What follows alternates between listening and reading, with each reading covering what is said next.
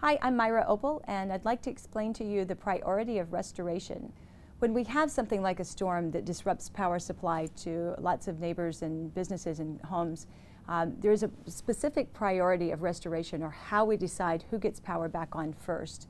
If you take a look at the diagram, we start with the generating station, which is the big gray square in the back. The lines that come from the generating station, marked number 2, are transmission lines. Those are the big, fat, heavy lines that you see strung among towers.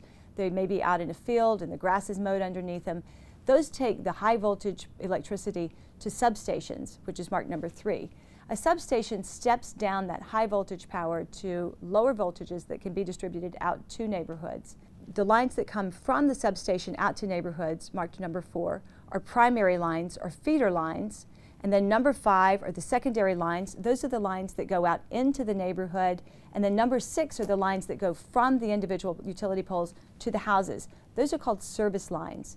And to simplify this a little bit, if you think of this as a road system, number 4 would be the interstates, number 5 would be the neighborhood streets, and number 6 would be the driveways. When we have an outage occur or a storm, the first thing we do is start with an assessment.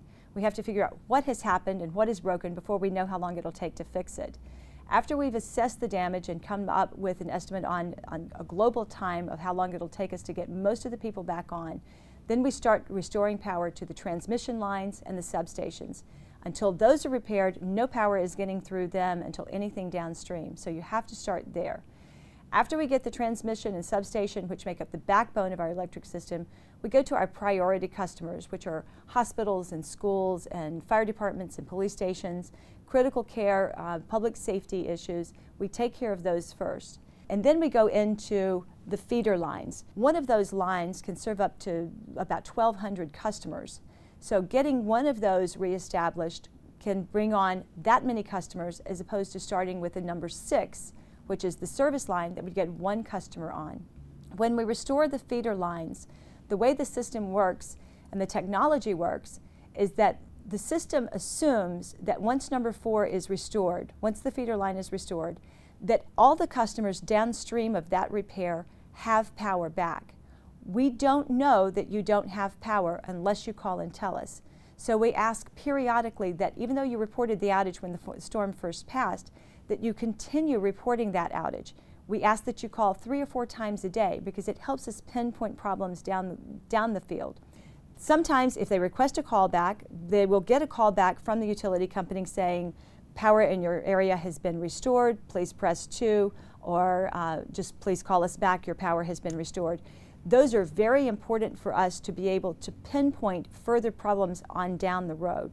This also will explain something that's called nested outages.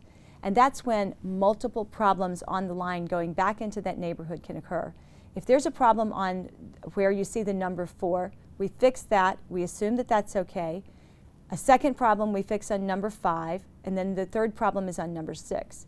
Then you get into where in the tier of priority these outages are occurring and where repairs to those outages are going to occur.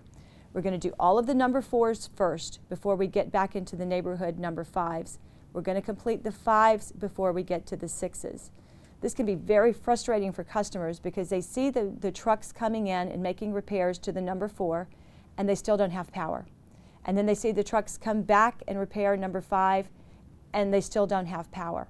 And then they may even see the trucks come back in again and repair, say, a transformer that would serve their house and the next 2 neighbors or so, and they see that repair occur and they still don't have power. It's because that there's some problem between their house and the pole, and that's going to be on the bottom tier of the priority chain.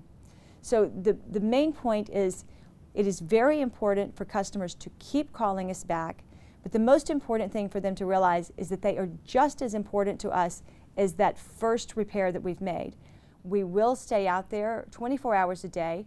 We will continue working around the clock until every last customer is restored.